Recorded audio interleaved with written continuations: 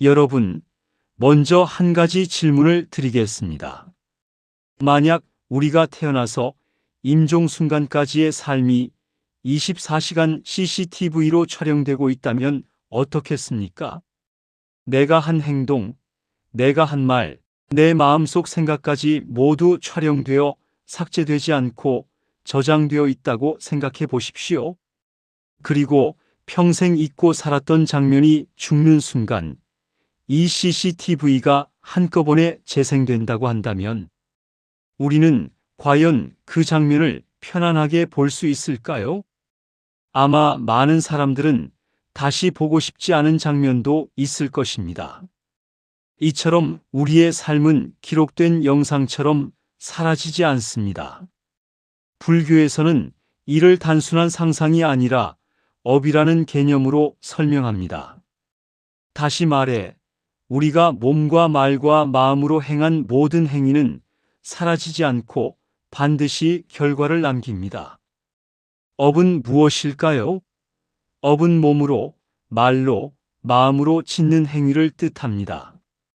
그래서 업을 신구의 3업으로 나눕니다. 이 행위들이 어떤 방향으로 움직이느냐에 따라 선한 업이 되기도 하고 악한 업이 되기도 합니다. 불교에서는 이를 구체적으로 시박업과 십선업으로 설명합니다. 먼저 신업 즉 몸으로 짓는 업입니다. 몸으로 짓는 세 가지 악업은 살생, 도둑질, 사음입니다. 반대로 몸으로 짓는 세 가지 선업은 방생, 만족이나 보시, 몸을 청정하게 지키는 것입니다. 그 다음으로 중요한 것은 구업 즉 말로 짓는 업입니다. 말로 짓는 네 가지 악업은 거짓말, 이간질, 욕설, 잡담입니다. 반대로 말로 짓는 네 가지 선업은 진실한 말, 화합시키는 말, 부드러운 말, 의미 있는 말입니다. 마지막으로 살펴볼 것은 의업 즉 마음으로 짓는 업입니다. 마음으로 짓는 세 가지 악업은 탐욕, 성냄, 사견입니다. 반대로 마음으로 짓는 세 가지 선업은 만족하는 마음, 자애로운 마음, 바른 견해, 즉 업의 결과를 믿는 것 등입니다. 그래서 정리하면 이렇습니다. 사람은 몸으로 세 가지, 말로 네 가지, 마음으로 세 가지 이렇게 10가지 방식으로 업을 짓습니다. 이것이 바로 시박업과 십선업입니다. 여기서 중요한 점이 있습니다. 우리는 흔히 큰 죄만 업이 된다 이렇게 생각합니다. 그러나 불교에서는 그렇게 보지 않습니다. 생각 하나, 말 한마디, 행동 하나 모두 업이 된다는 것입니다. 그리고 문제는 여기서 끝나지 않습니다. 그렇게 지은 업은 언젠가 반드시 결과를 맺습니다. 이것을 업보라고 합니다. 업보의 무서움을 보여주는 대표적인 사례가 초기경전에 나옵니다. 첫째는 만리가 왕비 이야기입니다. 부처님 당시 만리가 왕비는 부처님과 승가에게 보시를 많이 했던 사람입니다. 선업을 많이 쌓았죠. 그런데 어느 날 왕에게 거짓말을 한 일이 있었습니다. 그 과보로 죽은 뒤 7일 동안 지옥에 태어났습니다. 다행히 평소 쌓은 선업의 힘으로 7일 후 지옥에서 벗어나 천상에 태어났습니다. 이 이야기는 선업이 많아도 악업은 반드시 과보를 맺는다는 사실을 보여줍니다. 둘째는 또대야 바라문 이야기입니다. 그는 매우 부유했지만 극도로 인색했습니다. 남에게 베풀지 않았고 재산에 대한 집착이 강했습니다. 결국 죽은 뒤 자신의 집을 지키는 개로 태어났습니다. 재산에 대한 집착이 그를 축생의 세계로 이끌었던 것입니다. 이처럼 업은 단순한 기록이 아니라 우리의 삶과 다음 생에 결정적인 영향을 미칩니다. 그렇다면 이런 질문이 생깁니다. 업은 언제, 어떤 방식으로 다음 생을 결정할까요? 불교에서는 임종 순간의 마음이 매우 중요하다고 설명합니다. 임종 순간에는 세 가지 표상이 나타납니다. 불교에서는 임종 순간 세 가지 표상이 나타난다고 설명합니다. 첫째, 업 자체가 떠오릅니다. 전생이나 현생에서 쌓아온 선업이나 악업 중 가장 강렬한 것이 드러납니다. 보시를 많이 한 사람은 보시하고 남을 도왔던 기억이 떠오르기도 합니다. 반대로 해코지를 많이 한 사람은 남에게 피해를 주었던 기억이 떠오르기도 합니다. 둘째, 업의 표상이 나타납니다. 업을 지을 때 사용했던 도구나 장면이 환영처럼 떠오르는 것입니다. 신심이 깊은 불자는 불상이나 스님을 보고 살생을 했던 사람은 무기나 피해자의 모습이 떠오릅니다.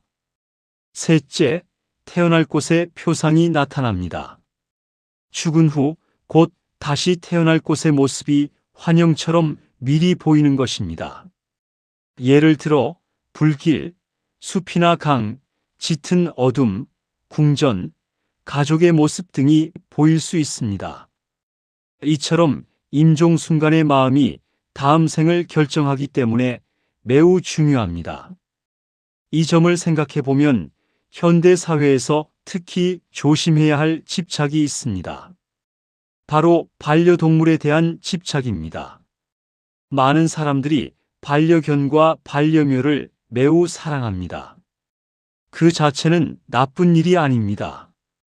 생명을 사랑하는 마음은 좋은 일입니다. 그러나 문제는 집착입니다. 예를 들어 어떤 사람이 하루 종일 반려동물만 생각하고 마음이 항상 그 이미지에 머문다면 임종 순간 그 이미지가 떠오를 수 있습니다. 불교에서는 임종 순간 떠오르는 표상이 재생연결식과 연결될 수 있다고 설명합니다. 따라서 사랑은 하되 집착은 내려놓는 것이 중요합니다. 그렇다면 우리는 이 업에서 어떻게 벗어날 수 있을까요? 부처님은 그 길을 팔정도라고 가르치셨습니다. 그 가운데 수행에서 매우 중요한 것이 사띠입니다. 왜냐하면 업은 의도에서 생기기 때문입니다. 부처님은 말씀하셨습니다. 비구들이여, 나는 의도를 업이라고 말한다. 의도는 아주 빠르게 순간적으로 일어나기 때문에 우리는 자신도 모르게 업을 짓습니다. 예를 들어 누군가 당신은 왜 그렇게 일을 못합니까? 라고 말하면 순간 분노가 올라오고 나도 한마디 해야겠다는 의도가 생깁니다. 그리고 곧바로 당신이나 잘하세요 라는 말이 튀어나옵니다. 이 모든 과정은 1초도 안 되는 시간 안에 일어납니다. 우리는 흔히 나도 모르게 욕이 나왔다고 말하지만 사실은 그 사이에 의도가 있었던 것입니다. 바로 이 의도가 업입니다. 중요한 점은 욕은 1초 만에 나오지만 그 과보는 수십 년 혹은 다음 생까지 따라간다는 것입니다. 그런데 만약 그 순간 사띠가 있다면 어떻게 될까요? 분노가 올라오는 순간, 아, 지금 분노가 올라오고 있구나. 탐욕이 올라오는 순간, 아, 지금 탐욕이 일어나고 있구나. 이렇게 알아차리면 욕을 하지 않고 도둑질도 하지 않으며 말도 함부로 하지 않습니다. 즉, 의도와 행동 사이에 멈춤이 생기고 업이 만들어지지 않습니다. 이것이 바로 알아차림의 힘입니다. 그래서 수행의 핵심은 어떤 신비한 체험이 아니라 일상에서 마음을 알아차리는 것입니다. 우울이나 슬픔이 일어날 때 알아차리고 불안이나 근심, 걱정이 일어날 때 알아차리는 것입니다. 이렇게 알아차림이 깊어질수록 시박업은 점점 줄어들고 마음은 점점 청정해집니다. 이제 마지막으로 한 가지 질문을 드리겠습니다. 인생에서 가장 중요한 순간은 언제일까요? 많은 사람은 성공하는 순간, 돈을 버는 순간, 결혼하는 순간이라고 생각할 것입니다.